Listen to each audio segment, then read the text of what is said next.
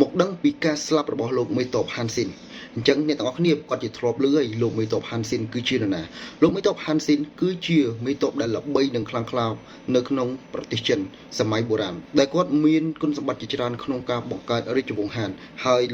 ប្រវត្តិរបស់លោកក៏មាននៅក្នុងរឿងស្ដេចសង្គ្រាមផងដែរអញ្ចឹងបើអ្នកទាំងអស់គ្នាធ្លាប់មើលរឿងស្ដេចសង្គ្រាមអ្នកទាំងអស់គ្នាគាត់ជាដឹងដែរថាហាន់ស៊ីនគឺជាមេតបខ្លាំងក្លាប៉ុណ្ណាអញ្ចឹងខ្ញុំមកនិយាយពីប្រវត្តិរបស់គាត់ត្រួសលោកមេតបហាន់ស៊ីនគឺគាត់រស់នៅជាមួយនឹងគ្រួសារ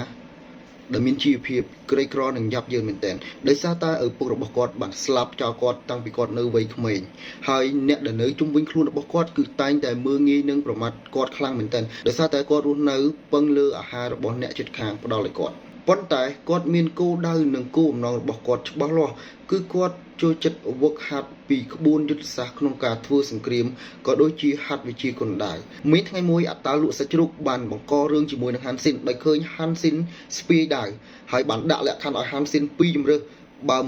បើចង់រស់ត្រូវតែលូនក្រោមជើងរបស់គាត់បើមិនអញ្ចឹងត្រូវតែស្លាប់អញ្ចឹងហាន់ស៊ីនក៏សម្រេចចិត្តថាមិនចង់ប៉ះពាល់ជាមួយនឹងអតាកាប់សាច់ជ្រូកនឹងទេក៏សុកចិត្តលូនក្រោមជើងរបស់តានឹងហើយត្រូវអ្នកដែលនៅ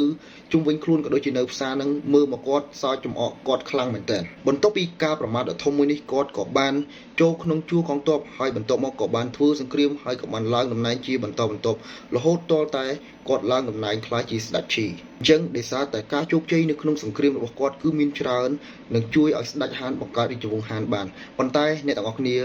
ប្រកាសជាអត់បានចាប់អារម្មណ៍ថាហាន់ស៊ីនហេតុអីបានហាន់ស៊ីនស្លាប់ហើយស្លាប់ដោយសារអីអញ្ចឹងបើតាមខ្ញុំមើលរឿងស្ដេចសង្គ្រាមហាន់ស៊ីនគឺស្លាប់ដោយសារតែមនុស្សស្រីមិនមែនមនុស្សស្រីម្នាក់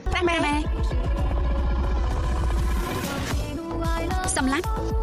មិនមែនពីរនាក់គឺមនុស្សស្រីច្រើននាក់ដែលចូលមកវាយសម្លាប់គាត់អញ្ចឹងបើយើងមើលទៅលើសាច់រឿងវិញហាន់ស៊ីនគឺជាបុរសដែលខ្លាំងហើយក៏ជាមេតបដែលខ្លាំងដែរប៉ុន្តែចុងក្រោយរបស់គាត់គឺគាត់ស្លាប់ដោយសារតែមនុស្សស្រីដោយមិនអាចតដៃបាន